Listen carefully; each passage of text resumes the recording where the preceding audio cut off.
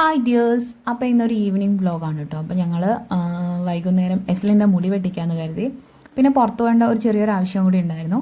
അപ്പോൾ നേരെ എസ്ലിനെയും കൂട്ടി മുടി വെട്ടിക്കാനായിട്ട് പോയി. പക്ഷേ ഇന്ന് എനിക്ക് അത്ഭുതം തോന്നിയൊരു കാര്യം, മുടി വെട്ടുമ്പോൾ വലിയ കുഴപ്പങ്ങളൊന്നും ഉണ്ടായിരുന്നില്ല. അടുത്ത പ്രാവശ്യം പോകുമ്പോൾ എങ്ങനെയാണെന്ന് അറിയില്ല, എങ്കിലും ഈ പ്രാവശ്യം ഓക്കെ ആയിരുന്നു. വലിയ ആ ചേച്ചീനെ അവൾക്ക് അറിയായിരുന്നു, അതുകൊണ്ട് അവൾ കോപ്പറേറ്റ് ചെയ്ത് നിന്നു. അപ്പോൾ അത്യാവശ്യം നന്നായിട്ട് മുടി വളർന്നിട്ടുണ്ടായിരുന്നു.